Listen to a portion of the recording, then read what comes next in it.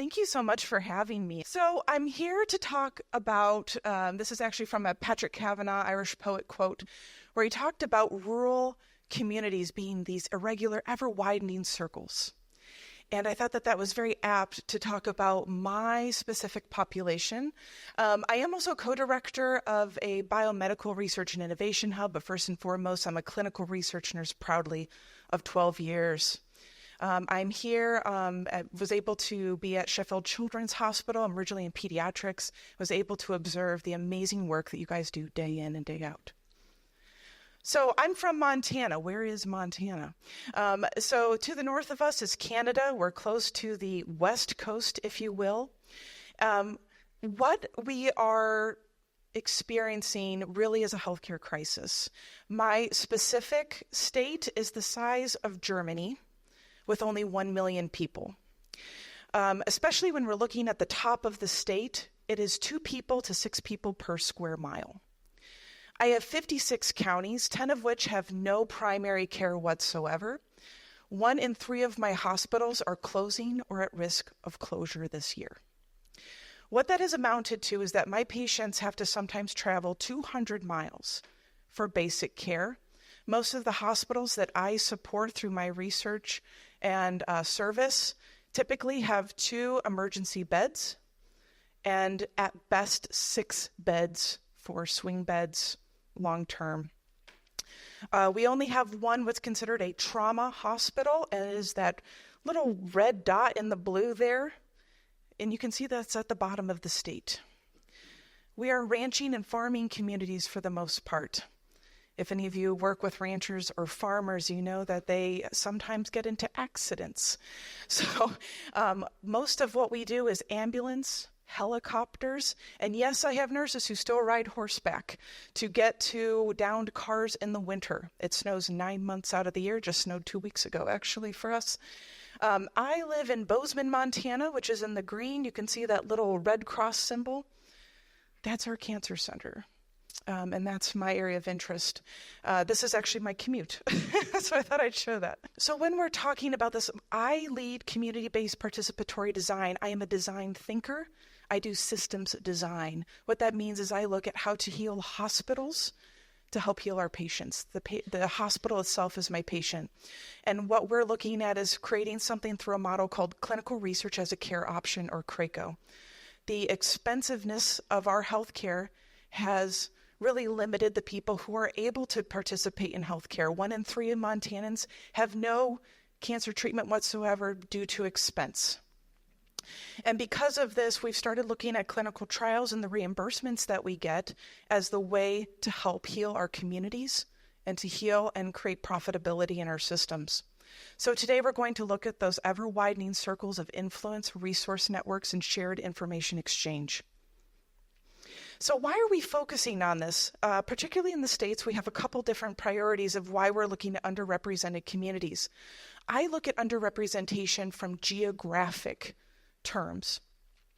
Not only are we looking at ethnicity, but also geographically and culturally. So why are we doing this? Well, first off, we need our data for drug approvals to be valid. We need to also look at how we're looking at outcomes.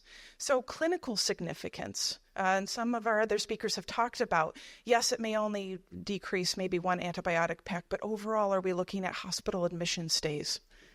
Stakeholdership. There's a big push, particularly with the FDA, to have patient voice included in our protocol trial designs. How do we access those from the pharmaceutical company perspective, particularly those that lack trust within the pharmaceutical companies gaining entree into their communities? Something new is diversity action plans. You might have heard these from your pharmaceutical partners or from listening into the clinical trial innovation networks in the US and with FDA. What this means is that it will be now required to look at diversity differently in how we're conducting clinical trials. Interestingly, there are some loopholes. I work in pediatrics, and one of the biggest loopholes is that if it isn't geographically permissible or easy to do, you can still exclude children from clinical trials or have a pediatric arm. So there's still some work to be done here. At the end of the day, it's about opportunity equity. having the opportunity to access a novel therapy. There's a couple different guiding principles that we use through rural nursing theory and that are underpinning in our frameworks. The first is, how do we describe these communities to those who may never go to Montana, who may never work with indigenous populations? I have 7 reservations and 12 federated tribes that amount to almost 150,000 square miles. If you've never met them, what are some guiding ways that can help you when you're having those first conversations? The first is, particularly in rural, very isolated or frontier areas, isolation. One of those can also be professional isolation. As a clinical research coordinator, you may be the only one. You may be the only nurse practitioner, advanced practice nurse. You may be the only physician recruiting in that area. So it can be professionally isolating and isolating for the community, being the only child on a clinical trial. Distance is a huge factor, as I've mentioned. A lot of these families, I support children with cancer. The last patient that we just had, she travels 12 hours to Minnesota to Mayo Clinic, and they do that twice a week. So it's a 24-hour round trip, and they know exactly where to stop to help her when she's sick and not feeling well. They know exactly where, and she always jokes that the grass is always greener and there's more flowers, where she's had to be sick on the side of the road. She's like, I'm contributing to the landscaping along the road. Familiarity. We've talked about this a little bit here, but familiarity can also be familiarity with your providers, with your research networks. Having that familiar face. We've had a couple clinical trials where we've had a really hard time recruiting, and I've gone out there to see what's going on, what's happening here as a co-director. And all they needed to see was my face. They wanted coffee with me. They wanted to hear and see a real person who was behind what was happening. I'd bring sometimes wearable devices with me, the drug injectors. They wanted that warm handshake to help get through hesitancy. Lastly, resources. Right now, insulin itself can go to about $70 to $700 a vial, depending on your insurance. What are the resources that we have? So some of the things that we've been looking at is partnering with public health organizations. We've been looking at sponsorships through pharmaceutical drug organizations to help make sure that we even have gauze. Do we have coverage, tachoderms, anything that we can have to make sure that we can be successful at home? At the end of the day, these permeate to develop the health beliefs of that community. So in order to access and really gain entree into these communities, we have to think of all these considerations so that we understand what the meaning of having a clinical trial at home will entail. I would like to also take the opportunity to introduce something that we call two-eyed seeing. This is a concept where we think about the indigenous way of thought, the way of thinking with nature and communing with oneself internally on how we look at health, and the scientific. If we're blind on either side, we're only seeing one element of what clinical research can actually be. But if we open both of our eyes, we become technicolor. We're able to achieve meaning and attribute that to what scientific progress can be. We make it relatable. If you're interested in this type of idea, I know we're short on time. This is Elder Albert Marshall. He's in the middle here. He's a Mi'kmaq elder, and he teaches different scientific teams on how to look at the indigenous way of thought, of how to think about where we fit in the universalism of our health. What does this mean to contribute sometimes pieces of our body, our time, our emotions to something that may be used in a translative way? How do we even get here then? You find your population of interest, or I have people who come into Montana and say, no, we want to recruit rural people. Well, who is rural? I can tell you that some of my farmers, he's like, I'm not rural. I have 300 people in my town. We're busy. I've got some people who think, that they are rural, but they live in a town of 50,000. It's a mindset and a culture. So how do we get through this? Well, the first is you have to be a systems thinker. Understand the system, the infrastructure. Think physical infrastructure. What does the four walls and a roof look like that you want to conduct the research? I can tell you I have clinics right now that still have sod brick from the pioneer days and no air conditioning, but they're conducting research. And I have some that are complaining because they don't have places to put those big, heavy Covance, cold pack boxes. So you have to look at, is the physical environment sustainable to what we're about to do? We have to look at the technological integration. Do you have the tech infrastructure? Do you have the internet connectivity? Do you have the ability for those iPads to work and charge for ePros? The other thing is the organizational infrastructure. Do you have the leadership? Do you have the competency training? Do you have the mentorship for your physicians? Looking at skilled grant writing, there's a huge boom in the U.S. to start writing for rural because it's now a national priority. But like I said, it's a spectrum of definitions about what rural is because it's so cultural. So it's very competitive. Then we have to look at how we have resource building and authentic community engagement. I've gone to grocery stores, bars. I've gone to a rodeo. I'll have a picture of the rodeo for you. They need to see our faces. They need to know that we are invested partners and committed in the success of that community. We're not just going to go take the data and run. Then we have kind of what I see as the thin air. We've climbed all this way because we're in Montana. I have to use a climbing analogy and look at, okay, what do we do about privacy and confidentiality with very small populations, sometimes less than 10? So a lot of times we have to generalize that data. How do they also want us to approach a benefit versus risk? What may be okay or good from an elder may not necessarily be agreeable at the individual level and vice versa. How do we pay for the infrastructure? So if the physical infrastructure is not satisfactory, how do we do that? And then with small sample populations, I can't tell you how many times a pharmaceutical company has said, oh, 1 or 2 people, that's it? We're going to pay all this to invest in 1 or 2 people? No, you're investing in a community who is agreeable to give you back their people to contribute to what you're trying to do in your mission. So changing that narrative and then having to go through and start looking at how we harmonize regulatory to proceed. But let's say we get through all this. This is what this is a direct quote. I drove 5 hours to a small hospital, about 45 minutes to the Canadian border. They said they needed help. They were 6 months from being completely bankrupt. If they were gone, it was 250 miles to the next hospital. We were in crisis mode. I got out of the car, decided to go use the bathroom, didn't even get that far. Somebody said, "Where are you from? Why are you here?" Immediate recognition I was not part of that community. So we had to kind of work through a little bit of what we call lovingly the freeze, which is, we're not too sure about you, you're kept at arm's length. So part of it was starting to assimilate in the community. They saw me a little bit more. We started using radio broadcasting so that they were aware of our arrival even before we got there. We had this also on the tribal radio. There's a reservation that bordered that community.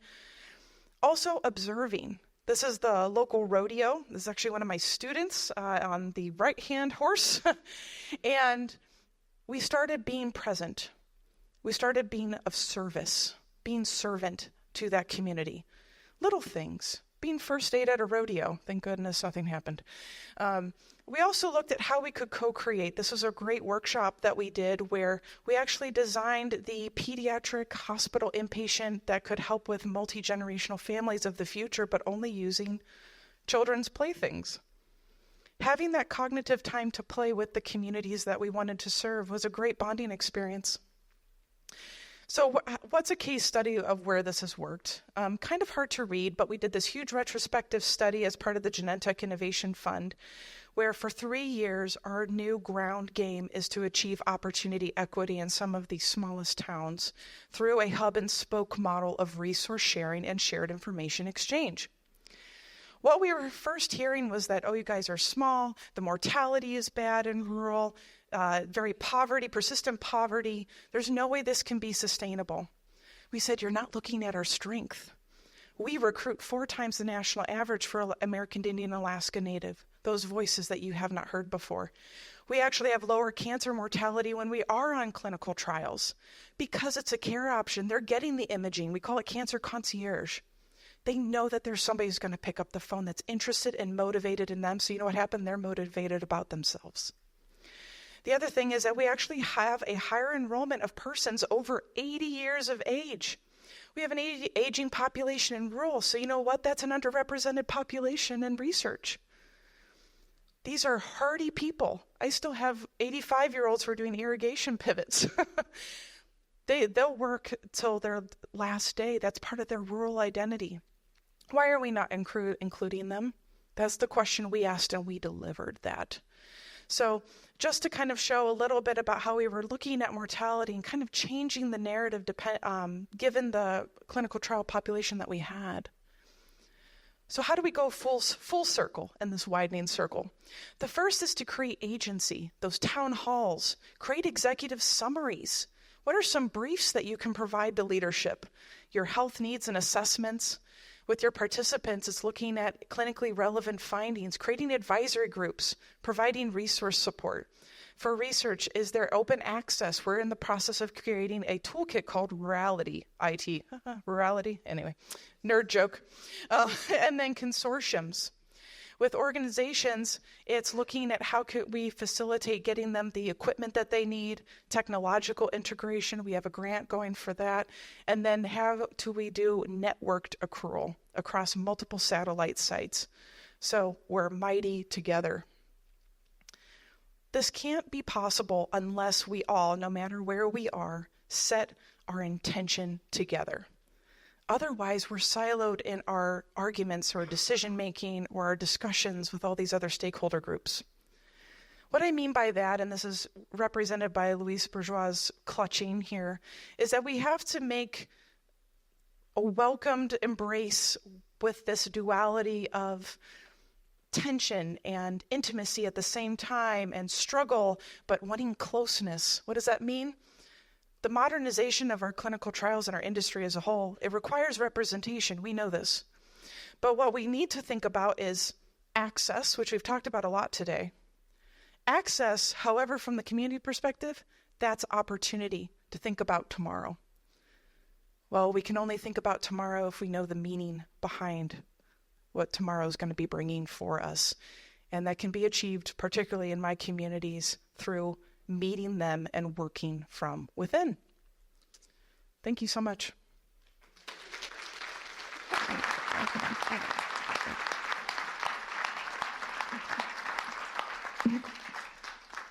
I've just got one question for you. So Montana versus Leicestershire, common themes are applicable. What study design would you use to encourage participation based on your experience? So study design?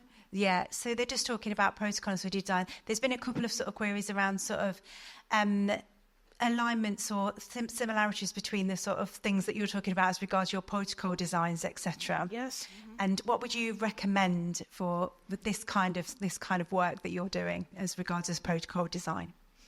So with protocol design has been kind of talked about, but the stringency with inclusion and exclusion criteria is impactful. It's devastating to these communities.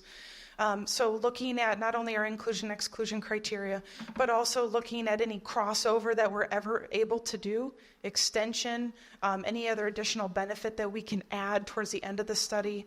The other part I would actually like to bring up with protocol design is thinking about our safety management plan.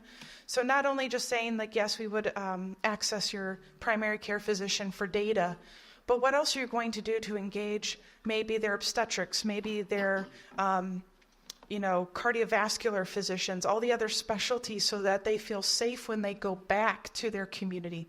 So if they go to your CRF and go back home, maybe a couple hours away, who's taking care of them there? How are we designing our data management and safety management in our protocol designs to support decentralized or remote engagement?